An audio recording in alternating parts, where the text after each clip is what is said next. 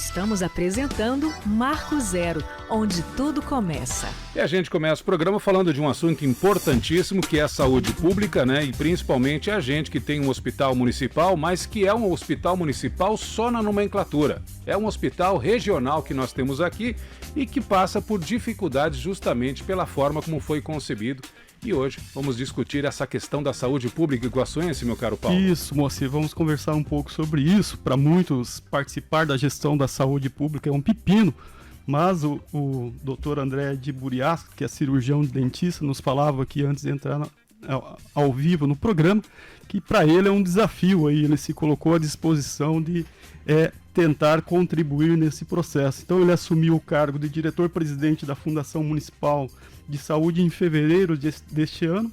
Antes disso ele presidiu o Conselho Municipal de Saúde, o COMUS, e o Dr. André, ele substituiu o administrador da época, que era o Alessandro Ximenes, que havia assumido em julho de 2022, ou seja, ele ficou 7 meses no cargo e assumiu naquele momento, num momento de grande instabilidade, com ameaça de greve de trabalhadores da saúde, de 2 pedidos de intervenção na unidade de saúde por parte do Ministério Público.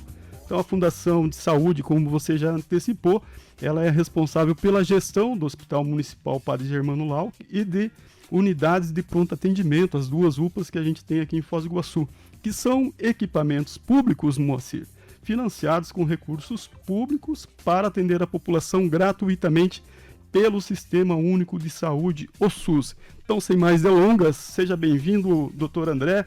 Obrigado por atender ao nosso convite. Hoje a cidade aí tem uma programação especial aí na saúde pública e o senhor encontrou um tempo na sua agenda para tratar desse assunto aqui conosco, um assunto vital na vida de cada cidadão e da comunidade regional. Seja bem-vindo, obrigado pela participação.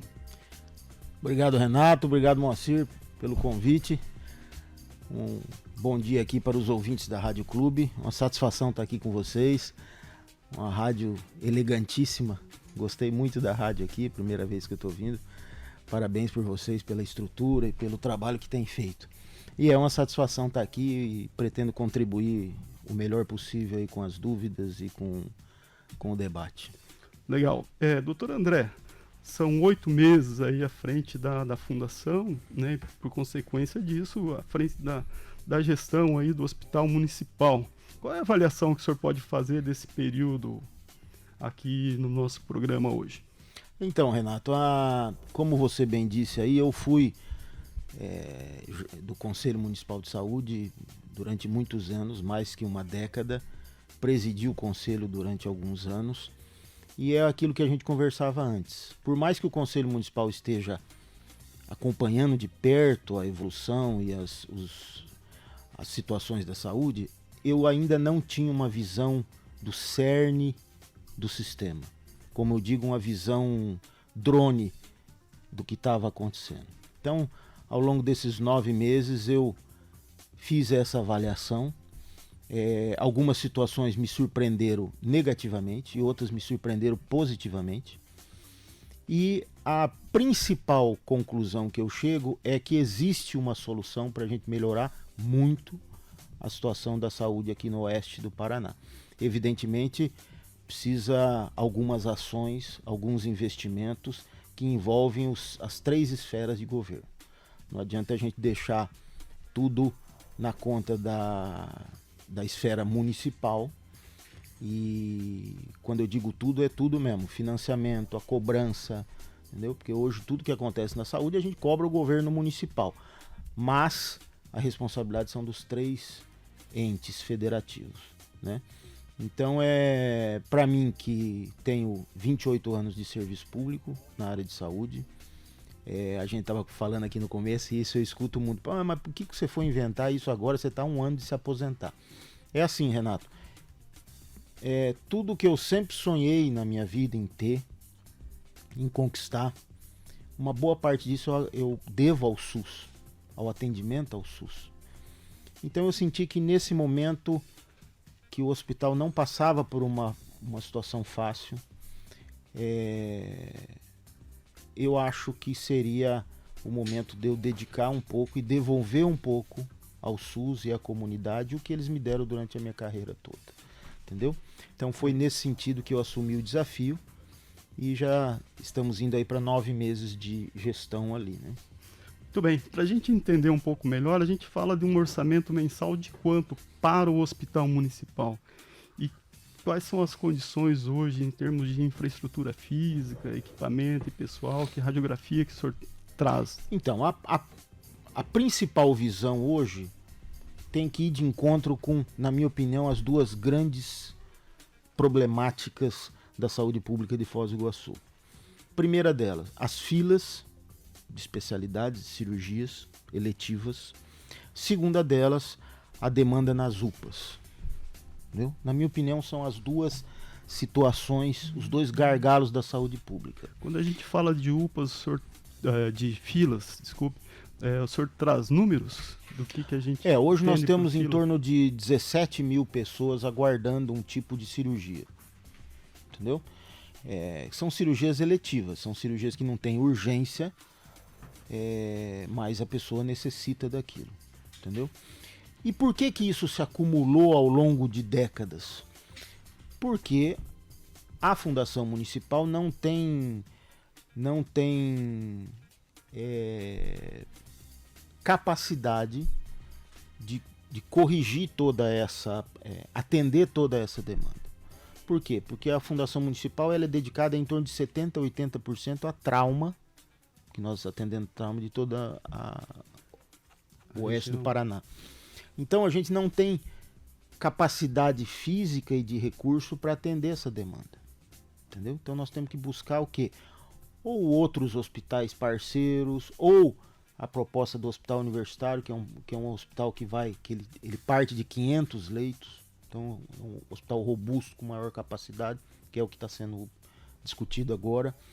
Então é uma situação que a fundação não consegue sozinha dar vazão a todas essas filas, entendeu? Então esse é um grande problema.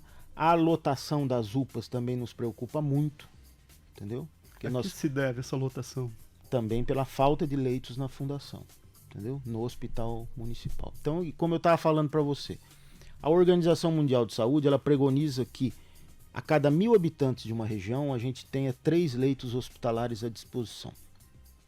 Então, hoje, como o colega relatou ali que é um hospital regional, eu acrescento, é um hospital internacional, com recurso municipal, entendeu?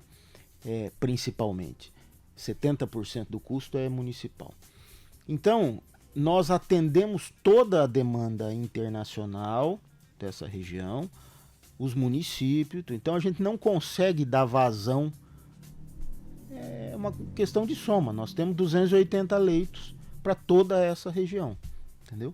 E isso acaba que a gente não consegue agilidade em trazer os pacientes das nossas UPAs para cá, porque o hospital pronto-socorro não recebe só os pacientes das nossas UPAs, nós recebemos de fora, do Paraguai, Brasiguai, outras UPAs da região, entendeu? Então o hospital não comporta hoje essa demanda. Por isso que eu falo nessa situação de leitos. Só que aí você fala para mim, André, vamos calcular então aí que a gente coloque 300 mil habitantes. Vamos supor, sem contar os estrangeiros, que a conta ia ser muito maior. Nós teríamos que ter 900 leitos. Mais ou menos, entendeu? Então nós estamos muito, muito aquém disso. Aí você fala para mim, mas pô André, mas por que não tem os 900 leitos? Entendeu? Porque precisa de uma ação integrada, governo municipal, governo estadual e governo federal, para bancar isso. Só o município não aguenta. Hoje, então você faz uma média. Hoje nós estamos com 280 leitos. O município, não só com isso, mas vamos fazer essa conta. O município hoje gasta 36% do seu orçamento em saúde. Então o município não tem condição de aguentar mais isso. Entendeu? Aí a gente pega estrangeiro, que a gente fez uma cirurgia, levantou o custo, gastou em torno de 200 mil reais. Então nós temos que criar dispositivos para que o hospital possa receber um irmão paraguaio que chega e precisa de um atendimento. A gente faz o atendimento, a gente não se recusa a fazer. Só que nós temos que ter um dispositivo de contrapartida. Ou o governo paraguaio, ou a Itaipu, parte paraguaia, criar um fundo internacional para cobrir essa despesa. Então, essa situação, os nossos legisladores têm que discutir e criar dispositivos legais para que a gente possa conseguir isso. E uma coisa simples, tem que aumentar a quantidade de leito. Isso é o princípio básico. Na região, que é o que o governo do estado agora começou com uma empreitada nesse sentido, inclusive o hospital aqui de São Miguel, eu acho que vai estar começando a servir ao SUS com mais efetividade. Ampliando, né? Ampliando. Vamos ter o mutirão de cirurgias, que vai entrar, que o estado vai bancar isso, as cirurgias eletivas, essa fila grande. Então, a gente começa a ver com bons olhos algumas mudanças que estão acontecendo por aí. Essa situação do hospital universitário, isso vai dar um salto na saúde pública de Foz do Iguaçu enorme. Isso vai ser um ganho muito grande. Os nossos iguaçuenses, o pessoal daqui não vai precisar ficar esperando para ser transferido para Curitiba, para fazer uma cirurgia de alta complexidade. Vai ser feita aqui. Então o cenário para frente é muito bom. Entendeu? André, uma pulga atrás da orelha de todo mundo, e isso, principalmente no ano passado, ganhou muita discussão, muito debate, em torno da dívida do Hospital Municipal. Afinal, qual que é o valor da dívida do Hospital Municipal em Foz do Iguaçu? O que acontece, a dúvida é a seguinte: nós temos, eu não sou contabilidade não é a minha grande especialidade, mas eu tenho acompanhado de perto a parte contábil. A dúvida que acontece é o quê? Você tem dívidas que já estão judicializadas e elas podem ser judicialmente confirmadas ou não. Você tem dívidas trabalhistas.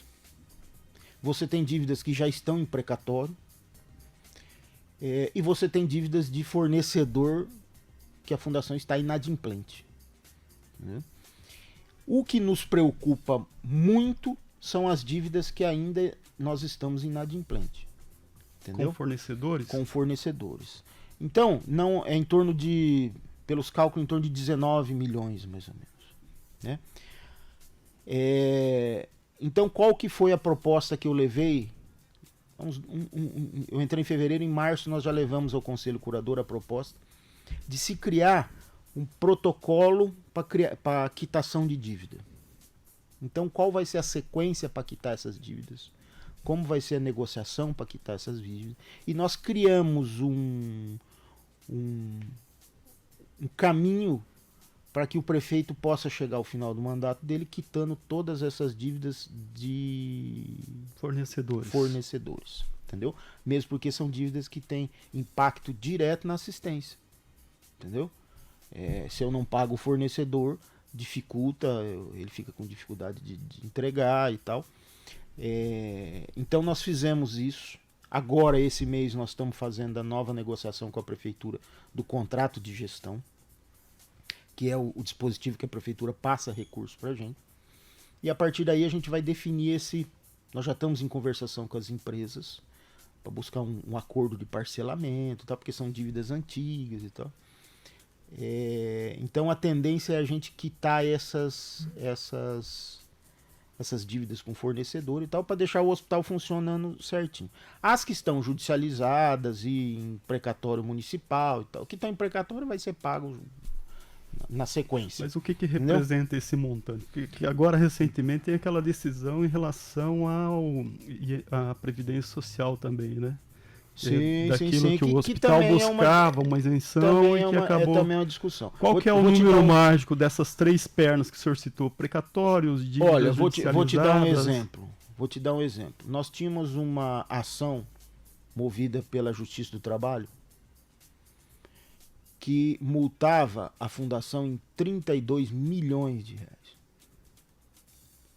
Era uma ação de perda de prazo, uma coisa assim, sabe? Um erro banal que levou entendeu? Um problema grande. E aí a Justiça do Trabalho reconheceu agora, o mês passado, e a multa foi reduzida para 250 mil reais. De 32 milhões para 250 mil reais. Então tem muita dívida ainda que está nessa situação. Por quê? Porque a fundação ela é alvo além de todos os problemas, ela é alvo de uma luta política, entendeu? Porque existem ali demandas políticas que, não, eu vou bater no serviço da fundação porque eu vou bater no prefeito, entendeu? Isso é claro e notório. Então muitas ações ali são simplesmente para inviabilizar a fundação ou para trabalhar o funcionamento. Algumas ações sindicais também são nesse sentido, entendeu? Por isso até que a gente está agora na discussão da transformação para a autarquia, entendeu? Porque existe uma situação de gestão. Essa é uma das coisas que eu não sabia. Que a fundação ela é uma fundação pública de direito privado. Então hoje lá para fazer a gestão é uma coisa psiquiátrica, porque eu tenho o pior dos dois mundos. Então eu tenho aqui toda o entrave burocrático da parte pública, de licitações, de prestações de conta, de limite prudencial de endividamento, blá, blá. E eu tenho na parte privada um sindicato privado que cobra determinadas situações que eu não tenho capacidade de um hospital particular ou de uma clínica particular de cumprir. Então um exemplo disso foi agora a database. Então o sindicato fixou lá a database em 11% e a fundação estava travada pelo Tribunal de Contas pelo limite prudencial de endividamento do município. Então ficou uma situação maluca, porque aí o sindicato desencadeou uma greve, atrapalhou nossa assistência e se eu desse os 11%, eu respondia por improbidade perante o tribunal. Então isso nós estamos corrigindo agora. E isso, para a gestão, é muito ruim. Entendeu? Porque cria entraves que você não consegue. Por exemplo, 66% dos trabalhadores da fundação trabalham à noite. Porque tem outra ocupação durante o dia.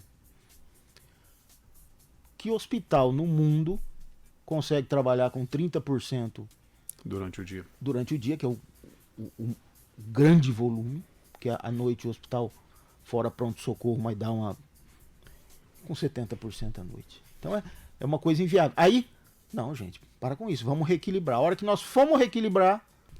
E como está esse fluxo para cada situação? Então, por exemplo, hoje... É razoável esperar 3, 4 dias na senhor, UPA por uma vaga? Não, senhor. Hoje nós precisamos, se a gente instituir em Foz mais 60 leitos clínicos, seja no municipal, seja no Catarata, seja na Unimed, seja onde for. Se a gente conseguir contratar mais 60 leitos clínicos, a gente esvazia a UPA. A pessoa pisou lá, o médico da UPA viu que não precisa ir para o hospital, vai imediatamente. Não fecha 24 horas. Só que eu preciso de mais 60 leitos clínicos disponibilizados ali no municipal, não cabe. Não tem estrutura para esses 60 leitos. Não conseguimos. Nós estamos estudando agora para a semana que vem abrir mais 20 leitos. Entendeu? Mas isso vai de encontro daquela situação. Nós temos um contrato para 217 leitos. O município não aguenta mais que isso. Não é que não quer pagar mais. O orçamento da Secretaria de Saúde não propicia mais que isso. Nós estamos em 283. Então, quando a UPA aumenta muito o volume, a gente, provavelmente semana que vem, vamos ter que abrir mais 20. Isso gera um custo em torno de R$400 mil mês. Entendeu? Escala médica, escala de enfermagem, fisioterapia, enfim. Então hoje, para se resolver essa situação das UPAs, não precisa nem 60, uns 40 leitos a gente já consegue. Hoje nós temos 48 esperando nas UPAs, entendeu? Que é um grande gargalo, porque a pessoa chega na UPA, o médico solicita a vaga, ela já começa a ficar insegura, que não, aqui não tem estrutura, não tem... entendeu? A UPA Sim. Tem toda a estrutura do hospital, entendeu? A gente equipou com respirador, com oxímetro, entendeu? Mas não é o hospital. Então é uma falta de aumento de leito. É aquilo que eu falei para você, nós precisamos aumentar a leito. E é uma luta contra o tempo, não preocupando a população, mas já deixando a população em alerta nesse período agora de uma possibilidade mais uma epidemia de dengue, de chikungunya, que é uma doença que está afetando a nossa região aqui de Foz do Iguaçu. Ou seja, a pessoa não tem como ficar em casa, ela vai procurar atendimento médico. Uhum. E assim, a fundação, o hospital municipal, é isso que eu passo para a turma ver. A gente tem que olhar com muito carinho para o hospital municipal. Por quê? Quando a gente precisa mesmo, a região, o município precisa mesmo, não é outros hospitais que vai abrir vaga, não vai. E eu entendo, porque são hospitais que tem que ter lucro, que tem que, né? Mas você pega o Costa, por exemplo, ele tem lá 5 leitos SUS. Se chegar ao 6º, eles vão pôr na central de leitos para transferir. O municipal como é que é? Eu tenho 5, chegou 6, eu abro mais um. Chegou 7, eu abro outro. Chegou 10, eu abro. Chegou 20, eu abro. Entendeu? Aí não tem fluxo que aguente. Aí vai os fluxos. Acabou, entendeu? O planejamento. Mas o que é? É uma unidade hospitalar que é o último recurso de quem não tem recurso financeiro, do povo mais sofrido. E a gente, se você for ver Covid, se você for ver a dengue agora que passou, entendeu? A dengue nós chegamos a 310 leitos, entendeu? E aí eu fiz a central de custo da dengue, porque logo que nós começamos a atender, eu falei, pera lá, vou montar uma central de custo que eu quero saber quanto está custando. Nós gastamos 10 milhões de reais na dengue, que saiu do contrato da fundação. Só que tem impactos. Por quê? Por que eu consegui os 310 leitos? Porque eu fechei os leitos de cirurgia eletiva. Nós paramos de fazer cirurgia eletiva, que é essa fila que eu te falei. Dos 17 para mil. botar dengue. Então tem... você tem que descobrir o pé e cobrir a cabeça. Depois entendeu? Então, isso nos preocupa muito, mas a população pode ficar tranquila que a fundação, mais uma vez, vai cumprir o papel dela. Entendeu? Se precisar interromper eletivas, se precisar abrir mais leitos, nós vamos abrir, nós vamos receber todo mundo. Entendeu? Mas a gente pede que a previsão é que seja pior que possa ser pior do que o ano passado. É isso, né? Então isso nos preocupa muito.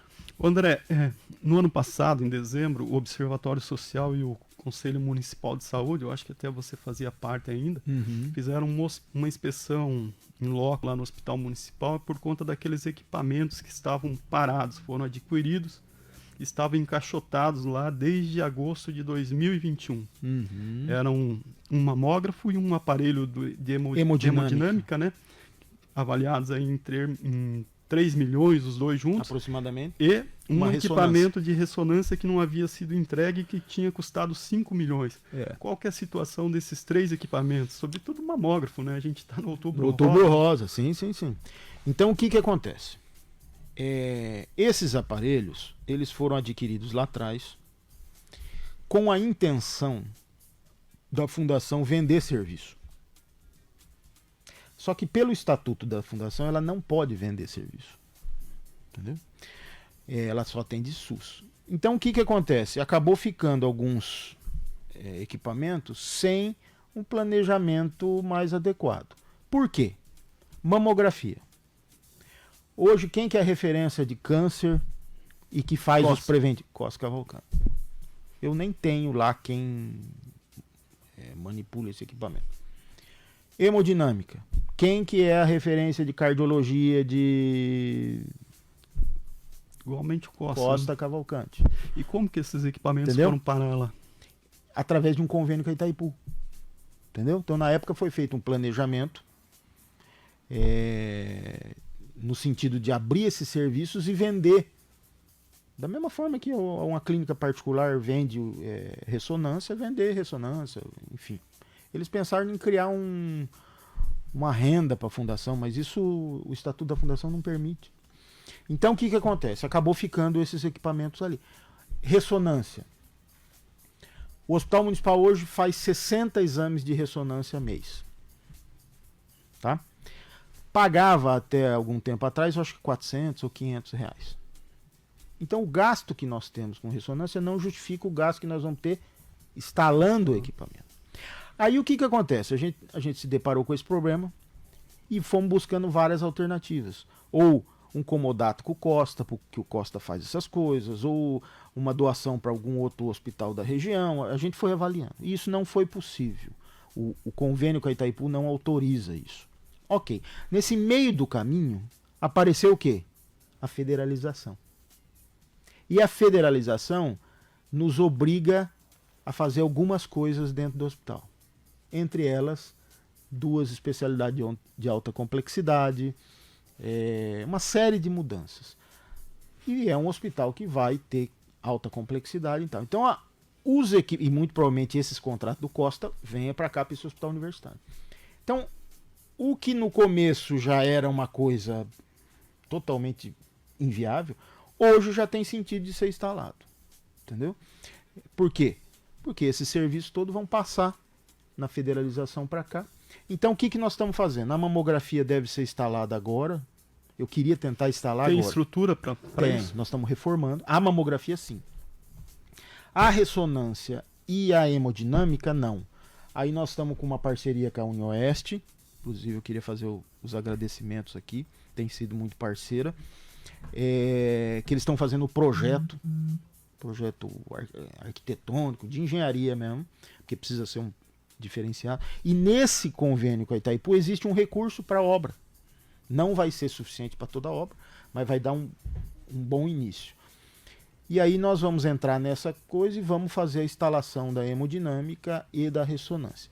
A ressonância se tornou interessante porque nos últimos 2 meses, a empresa que nós contratamos para pagar a ressonância teve que fazer um aumento muito alto no valor dos exames. Então o exame que era de 400 passou para 1.800. E fez isso para a gente e fez para a secretaria. A secretaria usa em torno de 350 exames por mês. Então já se tornou viável, entendeu? Então a instalação da ressonância hoje, ela vai atender o hospital e a secretaria, ela já se mantém, entendeu? Então o cenário mudou durante o processo e aí a gente vai conduzir agora para a instalação desses equipamentos. Teremos os 3 equipamentos instalados em uso. Instalados. Aí a mamografia está mais fácil, que nós já estamos até com a sala lá praticamente pronta. Estamos com uma parceria com o Rotary, que vai fazer toda a parte de iluminação, uma iluminação assim para as mulheres relaxar e tal. Vamos instalar. Eu queria instalar agora no Outubro Rosa, né? Mas não vamos conseguir. Quantos exames a instalação desse equipamento vai possibilitar por mês? Então, aí nós vamos pegar, a princípio, o que nós temos de fila. Entendeu? Não é muito grande. Entendeu? Nós temos aí em torno de 200 ou 300 mulheres que estão na fila, porque a mamografia é o Estado que está cuidando e está indo com velocidade.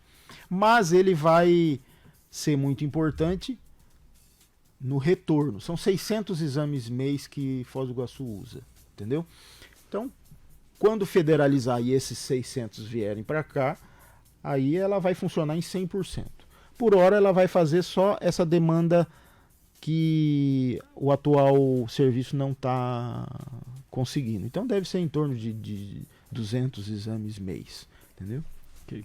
André, um caso que abalou aí e comoveu a cidade inteira foi a morte da professora Viviane Jara Benites lá no Hospital Municipal. Acho que foi assim que você estava assumindo lá a sua função. Foi fazer uma cirurgia em fevereiro e acabou falecendo, e a família, a advogada da família, alega aí um erro médico. Já houve a conclusão desse caso? Qual que é a situação do momento dessa apuração lá internamente da Fundação Municipal de Saúde em relação a isso? Então, isso realmente aconteceu, não é? E nós já tomamos a nossa decisão administrativa. Então, o que eu até conversei com a advogada a respeito disso, ela tem que entender que nós chegamos ao resultado administrativo. Nós não temos a expertise suficiente para dizer que foi um erro médico, porque aí é outro médico que tem que fazer. Então é o Conselho Federal de Medicina, que a gente já enviou isso para o Conselho Federal de Medicina. Se houve crime, que aí é a polícia, também já enviamos para lá. Agora, administrativamente, nós já apuramos, realmente teve uma falha dele na assistência, principalmente, a nosso ver, quando ele não voltou para reabordar a Vive, e nós tomamos a atitude administrativa de demiti-lo e encerrar todos os contratos e comunicar esses órgãos para que esses órgãos apurem dentro da capacidade técnica. Então o CRM vai destinar um perito para analisar os prontuários, analisar exatamente o que aconteceu e tal. Então a cada setor vai apresentar a sua Essa a documentação sua a Fundação já entregou tudo já para o mandamos CRM para o quanto à polícia. CRM, já mandamos para o CRM. O CRM eu acho que até já abriu o procedimento, entendeu? Que vai apurar exatamente as condutas dele. Essa é uma apuração muito importante, que aí ele pode incorrer em perder o registro dele, entendeu? Então, essa situação já está com o CRM. Eu não sei dizer em que pé que está isso. Mas para a fundação nós já demitimos e ele não presta serviço mais para a fundação e nem vai prestar. Entendeu? E isso nós estamos fazendo em várias situações. Não é só o caso porque a Viviane era conhecida, não. Todos os casos que nós já desligamos vários profissionais. Nós montamos uma central de procedimento administrativo. Entendeu? Já demitimos vários profissionais lá por erro, não só médico, mas outras situações. E vamos fazer essa seleção, porque nós temos equipes ali excelentes.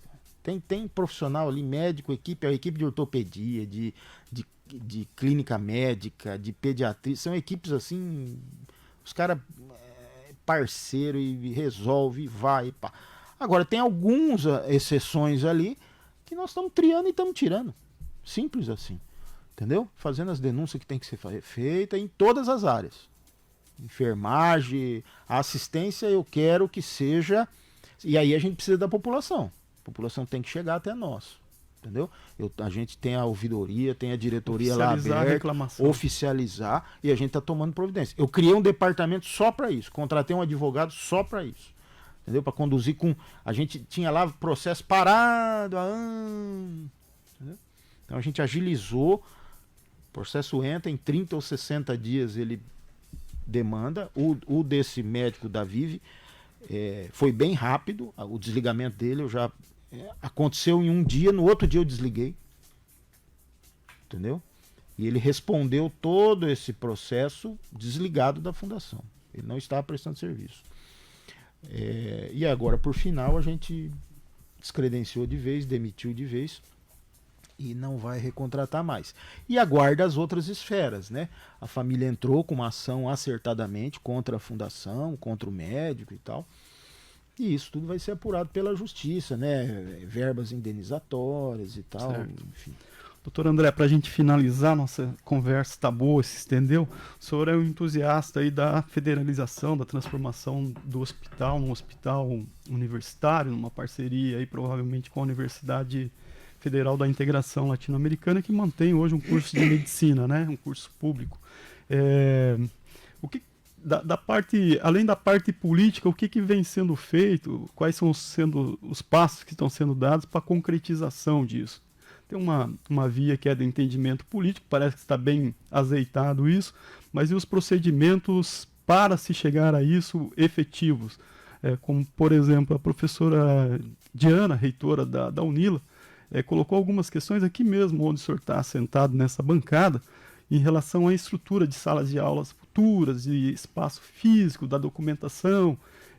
Isso está avançando ou ainda temos só os entendimentos que são políticos, doutor Buriasco? Pela primeira vez, por isso que eu estou animado, pela primeira vez o entendimento político está planificado. Então nós temos o entendimento municipal, o entendimento estadual e o entendimento federal. Outra coisa, a UNILA precisa de um hospital universitário. Não é que a gente está querendo jogar o nosso hospital para a UNILA precisa.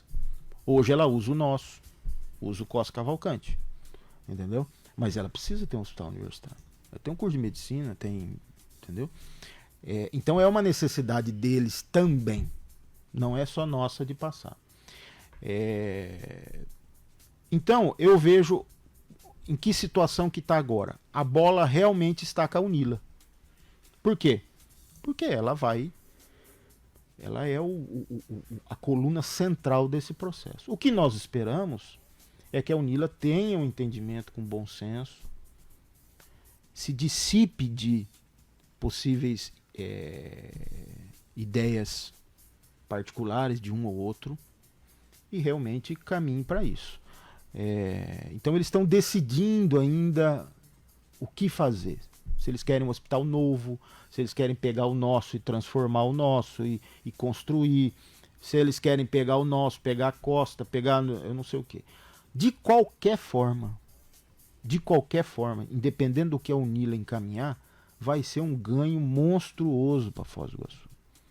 Monstruoso. Então a gente tem que se agarrar, apoiar a Unila para que ela consiga a expertise necessária para implementar isso. Porque independente, se for construir um novo, excelente. O serviço do nosso vai para lá, o nosso vai ficar com a gente pode encaminhar, continuar utilizando ali como pequenas cirurgias, como, entendeu? Um hospital bem pequenininho, com custo pequeno e tal, pode. Se for pegar o nosso e reformar, excelente também. A gente tem terrenos ali que são federais ali do lado, que tem a possibilidade de se crescer aquele hospital. Então, a bola está com a Unila e a região está aguardando. Nós estamos aguardando esse posicionamento da Unila, porque o entendimento político já existe e agora a gente espera dessa universidade que é tão importante para a nossa região que realmente nos beneficie com esse hospital federal aí, universitário. Doutor André, muito obrigado pela sua participação. Volte sempre aí quando tiver novidades, inclusive desses desdobramentos aí que o senhor anunciou aqui. A gente agradece muito a sua participação. Tenha um bom dia. Muito obrigado, uma satisfação muito grande. Primeira vez que estive aqui. Parabéns a todos pelo trabalho, pela rádio. Muito obrigado pelo convite. Legal, obrigado. Então é isso, Moacir, todos os problemas e também perspectivas e desafios aí que envolvem a saúde pública, mais especificamente o Hospital Municipal de Foz do Iguaçu. Marco Zero, onde tudo começa.